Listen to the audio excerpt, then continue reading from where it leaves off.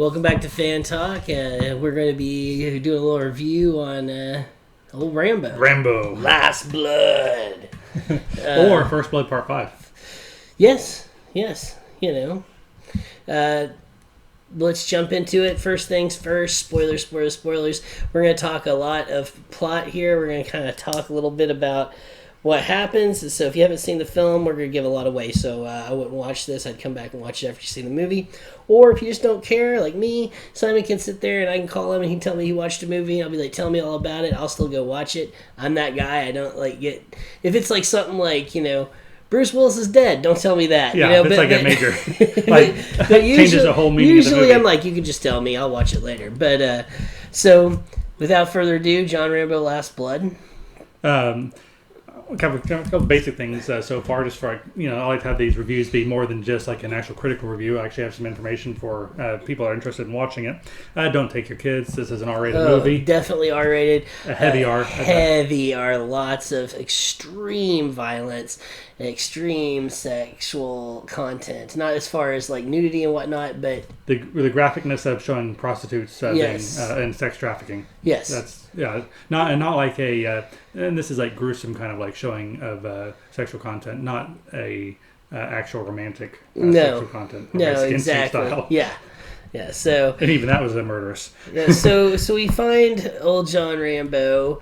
Years later, he has moved back to the good old US of A. Which he showed at the end of the 2008 movie that he was going to go back to reconnect with his dad in Arizona, which is where we find him without the dad. Without the dad, and he's actually a tracker, and he's... a horse guy. And it kind of shows the opening. Rancher. The opening sequence is pretty nice, though. It's it was I'm a lot living of in fun. life a little bit. Yeah, with helping the people with the finding the girl and all that stuff at the very beginning.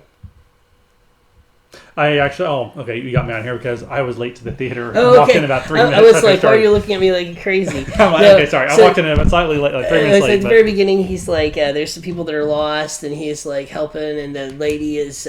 he finds the lady, and he actually uses the horse and a rope and ties him to the rock as this river is starting to flood, and he saves her life, and then, and he goes up, and the cops are all like, who is he? He's all washed up, vet from Vietnam. He's like, he's a hell of a tracker, though, and it kind of sets up that he's, he's still this guy that's trying to help people, but he's also really antisocial. I mean, he kind of has some connection with the town and with other people, but he's close to his niece who lives with him. Yeah, he keeps to himself. And I guess I never quite figured out the relationship with the niece's grandmother or I think aunt. it was his grandmother. I think it was the grandmother, possibly aunt.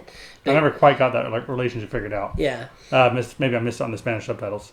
And obviously the niece is about to go off to college and is determined to try and track down her father in Mexico. Yeah. And they try to talk her out of it. Yeah, she basically comes to Rambo and was like, hey, I really want to go find him. I just have these questions I want to ask him.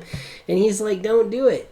There's nothing good going to come from it. Yeah, there's people with evil souls. Yeah, there's bad, dark people out there in this world. And she tries to tell him, well, people change. You change. He's like, no, I didn't. And I really love that scene. I love that scene because he tells her straight up. He's like, just because you love me and I've been good to you doesn't mean I'm a good person. It means I have a dark heart. I've got to keep a lid on it, and it's a constant struggle for me to contain all this that's inside of me. And that one little thing right there was mine. I think that the good connection to the very first Rambo movie, which is all about the PTSD, and that was probably the best scene in the movie. Yeah, as far as this new one goes. Yeah, and I really liked how he explains that, and I also like the part where he's like saying, I have to try and keep a lid on it all the time. I just it's hard for me to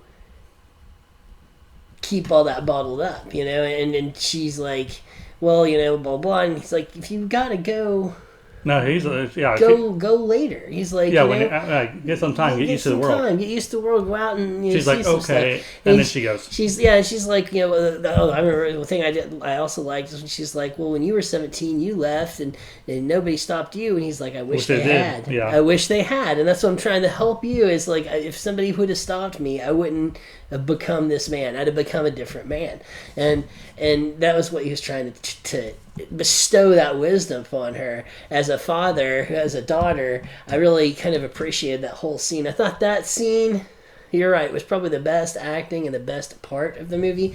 And after that, the movie definitely takes a very dark turn. They obviously live in southern Arizona. She goes to Mexico to look for her dad. Her friend there sells her out to...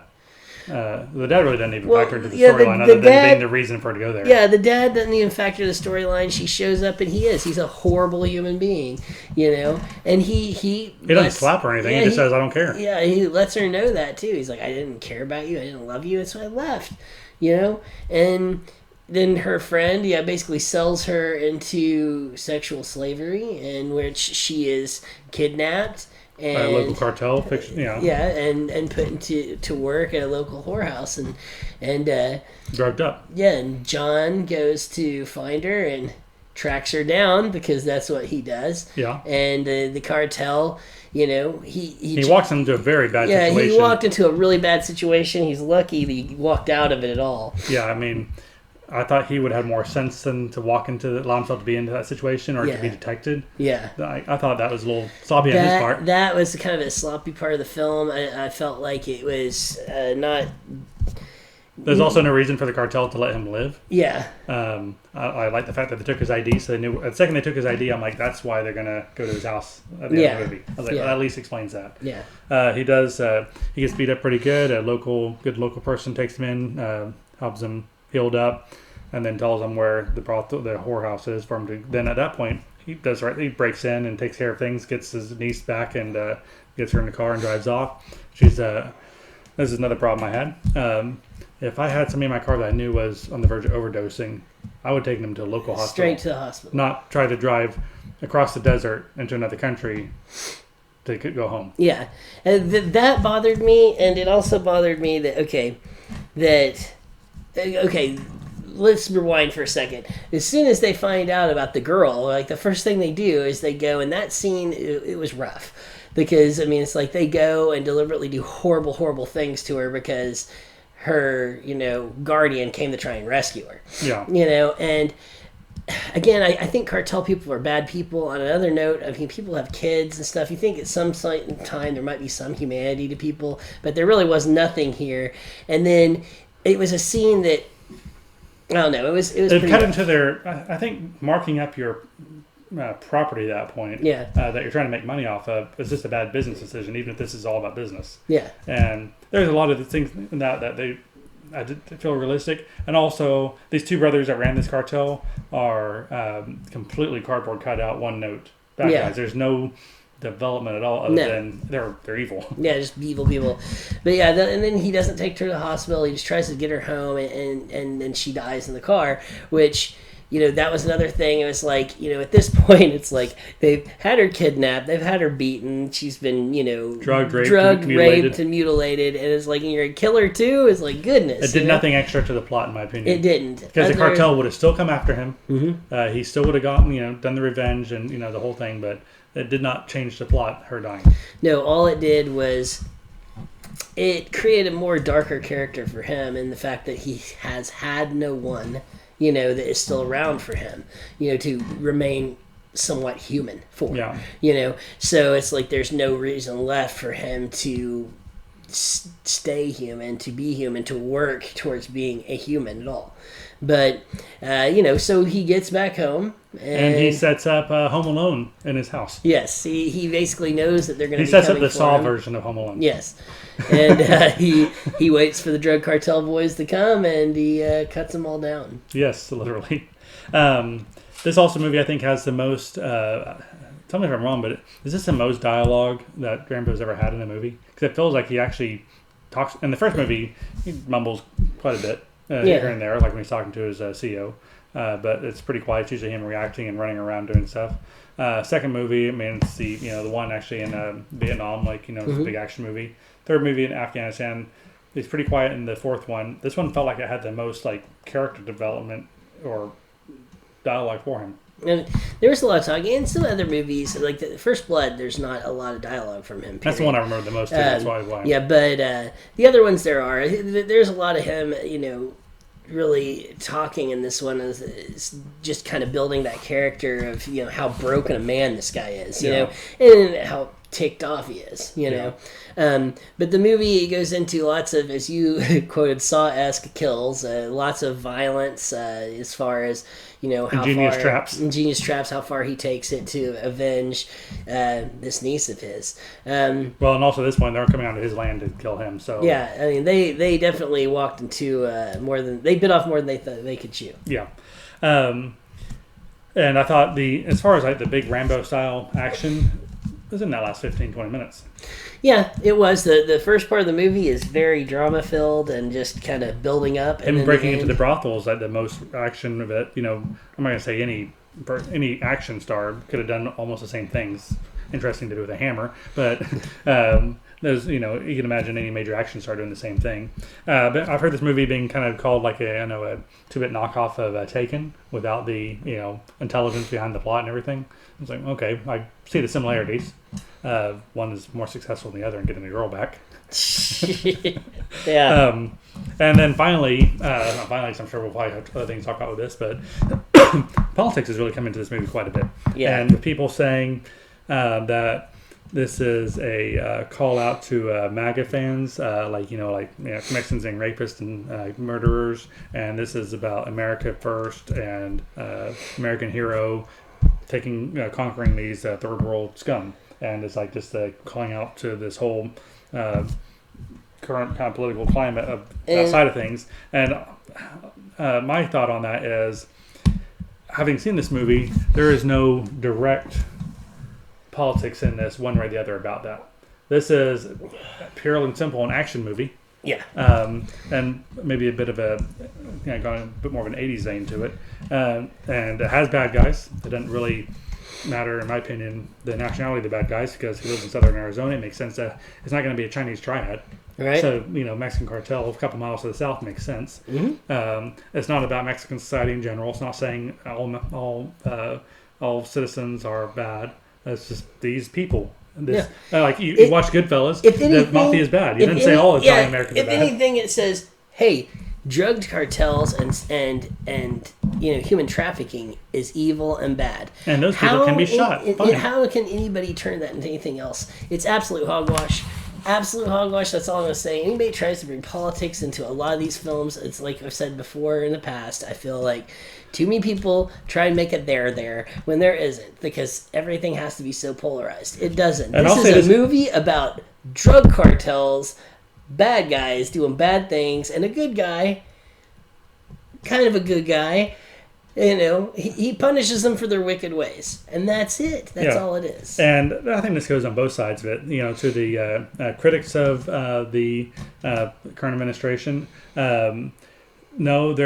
this is not a direct call to arms for the right wing. Absolutely not. And to the other side, also, this movie is not sending you secret signals that all this is exactly how, that this is all okay and this is how the world should be either. Yeah. No, this is a movie pure and simple. And if you look at the history of the Rambo movies, they've all been, the first one obviously was about going against Americans, and there really wasn't much of a death rate in that one. Second one is Vietnamese, which at the time was a former enemy.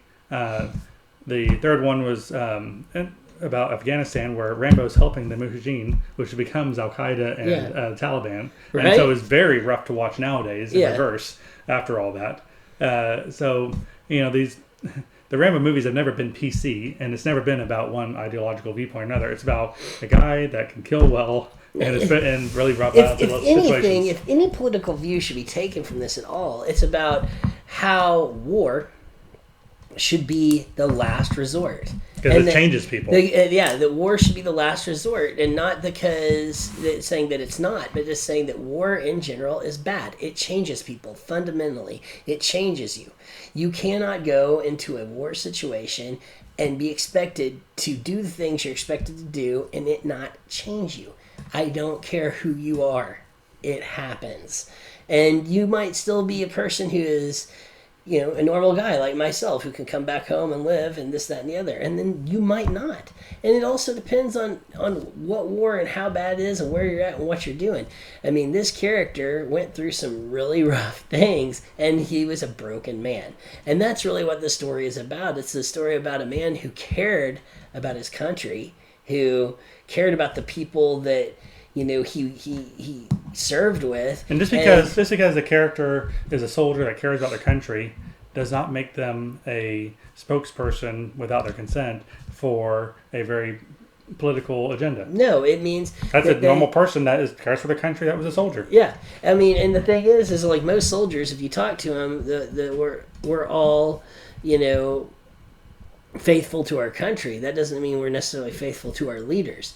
I believe in liberty. I believe in freedom, and I believe that this country is a great country, and that doesn't necessarily mean you have to agree with everybody in it and how they run things. Right. And that's just that I just hate people trying to pull things into films and things when they really aren't there. If anything, the big thing I would take away from this film is like the whole thing of PTSD and soldiers and how people like this character, like especially at the end of the movie, if he doesn't die in that rocking chair.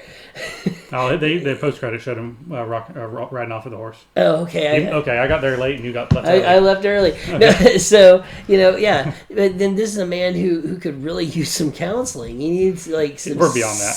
Yeah, way beyond counseling probably. But the guy needs some help. Yeah. Because he's just a broken man. He's on pills at the first part of the movie. Yeah. And he threw him down. Then he threw him down. He's just like, just gonna kill a lot of bad guys. And now, as far as the Rambo, stepping back from that, as far as the Rambo series itself, unless they get some better idea, I mean, he's old. So unless they're going to do something where he's like in a mentor capacity, kind of like they did with Rocky, I'd be rough to see him at least waiting. He can't wait another 10 years for another one. If he's going to do another one, it's going to be soon. Yeah. But the age didn't bother me. But I was saying this probably needs to be the last one unless they can find just a really good script, a really good idea to wrap it up again. But I think that this is probably it.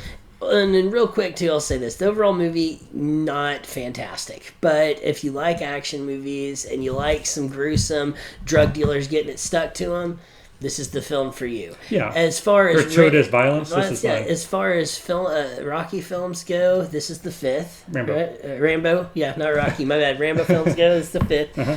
And I mean, I would say it's most in tune with the first film, and for a lot of reasons that he's on American soil. Yeah. The niece, in a lot of ways, like he's trying to find out about a war buddy in the first one, and finds out he's dead. And this one, he's has a niece, and she gets killed. Yeah. In the first one, he's running around the woods setting up traps. In this one, he's running around his land and tunnels and stuff, setting up traps. Real, like, kind of throwback to the first film in a lot of ways, in my personal opinion. And I think it has a lot of that same feel. And for that reason, in a lot of ways, I would put it right around the second best as far as, like... Just from how you look at him. From how I look at him. I really like the first movie for what it was, and I like this movie because I feel it's a lot like that. That being said, the second and third movie are always going to be considered like the highlights of this series because it was that classic 80s like killing bad guys kind of action film, which the first one and the last one I feel like weren't. But I really think that First Blood, Last Blood, it really ties together well because I feel like the films kind of mirror each other in a weird way. And as far as I still think the first one is the best and always will be. This one, I mean, it's kind of a bad movie, but I think the more I watch it, the more I'll kind of find little things about it I like, and I will watch it again. So, and I like the fourth one as well because it kind of got away from the over-the-top action of the 80s. But the thing is, this is an IP and a character that we all know. I was going to say know and love, but we all know. I mean, I think a lot of people like Rambo, just even the idea, but even like, oh yeah, I like Rambo, even they don't watch the movies, like American kind of hero type. It's because of the second and third one that he's such a widely known and long True. I mean, the first one was good, but it's the second one and third one that made it into the name it is. Yes. And that's my... Well, let's be honest, the first film, he was so... The filming and everything drug on for so long, so many reshoots. Sylvester Stallone wanted to buy it and burn it, right? Yeah. Because he didn't think it was going to turn out great. Good. And that being said, there is now a released version with all, like, the footage on there. Like, you can see everything. It's like, I think it's like 3.5, 4 hours of actual footage. That's Stallone sitting in a jungle. Yeah, pretty much. Well, I think the original cut, he was much more of a villain than. Well, the book, he has a lot more less redeeming qualities, and also that's another thing. The author came out and criticized this movie, saying it kind of completely moved away from his character, and he criticized it. And it seems like everyone just wanted to pile on in this movie. I don't think it's as bad as people said. I'm not trying to say it's quality movie, but it's not as bad as people. It's an enjoyable action movie. Yeah. I'll leave it at that. If you like good shoot 'em up movies or stab 'em up movies, this is definitely one. Go check it out. Yeah. So, folks, thanks again for watching, and check out some of our other reviews. Don't forget to like and subscribe.